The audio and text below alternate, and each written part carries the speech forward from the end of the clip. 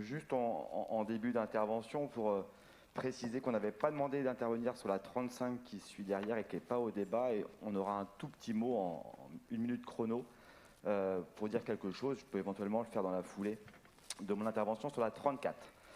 Donc, comme le rappelle l'introduction du rapport présenté par Cyril, cette délibération s'inscrit dans le contexte, entre autres, de la mise en place de la future zone à forte émission. Vous connaissez nos réticences d'ordre social par rapport à nos craintes de la mise en place d'une zone à forte exclusion.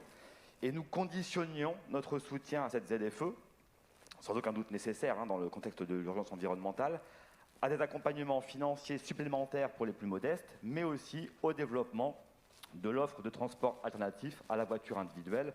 Donc cette délibération tombe à point nommé. Et elle reçoit de fait notre validation pour tous les projets qu'elle présente, en termes notamment de densification de l'offre, d'amplitude horaire et de fréquence du cadencement, comme vient de le souligner Cyril. Mais nous profitons également pour rappeler tout autant que les ambitions présentées ce soir, et que nous partageons donc, nécessitent également deux autres sujets en termes de mobilité.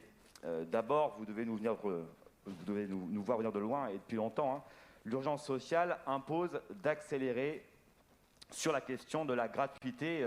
Joachim Moïse a eu l'occasion d'aborder tout à l'heure cette priorité sur le plan budgétaire. Et au fil des conseils et de la répétition de notre demande, nous voyons toujours plus de villes s'engager avec plus d'ambition que notre métropole sur ce champ de la gratuité. Après Aubagne ou Dunkerque, la liste des 35 villes françaises où la gratuité a été adoptée ne cesse de s'allonger. Ce sont Nantes et Strasbourg pour le week-end, Paris, Montpellier, Lille ou encore Strasbourg pour les jeunes. Et si notre territoire se veut l'égal de ces villes attractives et avant-gardistes, il faut prendre cette décision que les porte-monnaies vidées par l'inflation galopante réclament. Ensuite, deuxième sujet en termes de mobilité, notre territoire doit saisir, sûrement, la région et l'État de la nécessité de densifier notre réseau ferroviaire urbain. Cyril évoquait le fait que nos réseaux TEOR arrivaient à saturation et c'est cette question du ferroviaire qui est sûrement l'alternative de demain également pour éviter l'autosolisme que tu évoquais, Cyril. Alors, le tram-train semble redémarrer, notamment vers Elbeuf. Tu évoquais à l'instant aussi la ligne 32 qui passerait en face et c'est une bonne nouvelle pour les gens qui vivent à Elbeuf ou qui travaillent à Rouen et inversement. Donc ce tram-train semble redémarrer, mais ne doit pas retomber pour autant dans l'oubli tout aussi vite que s'élèvent des obstacles de sécurité industrielle. Le collectif SOS Gare a des propositions et des solutions technico-pratiques en ce sens. Échanger avec ces experts du rail devrait être déterminant pour concrétiser ce projet vieux de 20 ans. Et au-delà du tram-train, l'usage du rail sur notre territoire est une alternative du futur en recyclant finalement l'existant du passé. Les gares existent, au Houlme, à Wassel, à Tourville, à Malonnet par exemple. Le réseau existe. Les compétences humaines des cheminots existent. Il faut donc en faire une priorité du futur, quitte à récupérer, comme dans d'autres villes, à Paris ou à Lyon, la compétence ferroviaire et les financements qui vont avec. Cela permettrait en plus, et enfin, d'utiliser la carte astuce pour les trajets intra-métropolitains. J'évoquais le trajet vers Elbeuf, c'est un aller-retour qui coûte 10 € aujourd'hui. Avec la carte astuce, ça pourrait coûter évidemment beaucoup moins cher. Donc ces propositions historiques, ces revendications ont un coût, on en est bien conscient. Deux rappels pour finir. D'abord, la région et l'État doivent dépasser les simples déclarations d'intention en mettant la main au porte-monnaie, autant en termes d'investissement ferroviaire qu'en termes de soutien aux collectivités et EPCI qui passent à la gratuité. Je vous rappelle que notre camarade et député de notre territoire, Hubert Hulfran, a déposé un projet de loi en ce sens, pour notamment déplafonner la contribution des entreprises sur ce sujet. Et ensuite, c'est un coût, certes, mais c'est surtout un choix politique. Nous le portions seuls jusqu'à présent, ce n'est plus le cas aujourd'hui et tant mieux. C'est donc un choix courageux et d'avenir qu'il faut amplifier pour répondre et à l'urgence environnementale et à l'urgence sociale. Donc voilà pour l'intervention sur la 34. Pour la 35, sur la 35, voilà. vas-y. J'enchaîne, alors ça va être très très court sur la 35, mais l'occasion d'ici peu. Mais en tout cas, cette délibération, donc, elle permet de réfléchir aux effets du Covid sur nos transports. Et je voulais rappeler ici ce soir la demande qui avait été faite par notre camarade Jennifer Seret concernant le remboursement des abonnements des jeunes au moment du confinement. C'était il y a plus d'1 an et on n'a toujours pas de réponse à cette proposition. Je ne pense pas que ce soit un calcul très alambiqué, mais ça aurait un impact énorme pour ces jeunes qui ont été privés de transport, mais qui avaient payé leurs abonnements à l'époque. Si le calcul est compliqué, moi j'invite les élus ici présents à aller voir les pages 31 et suivantes du rapport.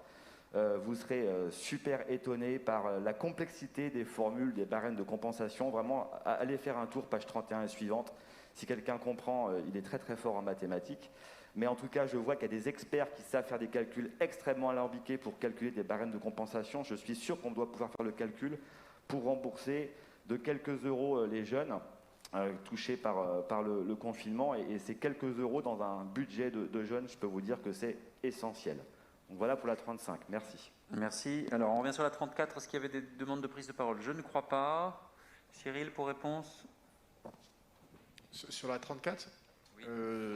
Juste de dire que sur le ferroviaire, je suis convaincu que c'est un mode de mobilité majeur, mais on a quand même la difficulté, c'est que l'État doit nous répondre sur la nouvelle gare, parce que ce n'est pas que le projet de la LNPN, c'est pas que la liaison avec Paris, c'est la nouvelle gare crée une difficulté au développement d'un réseau local, donc c'est un problème que l'on doit dépasser. Aujourd'hui, le réseau est à quasi-saturation. Quand on en discute avec la SNCF, on pourrait au maximum rajouter sur l'étoile ferroviaire 8 trains, donc ce serait 8 trains de gagner, mais c'est très peu par rapport aux besoins. Et concernant, alors je vais jargonner, la 365 000, c'est-à-dire la voie ferroviaire qui passe par Grand Couronne, Petit Couronne, Grand Quevilly, Petit Quevilly, on a une difficulté qu'il faut qu'on réussisse à dépasser, mais on ne pourra pas la faire seul, on aura besoin de l'État. C'est que la raffinerie Petroplus, quand elle a fermé, elle a été transformée en dépôt stratégique. Voilà, on a besoin de dépôts stratégiques voilà, en France. Et la station de chargement des camions est à côté de la voie SNCF.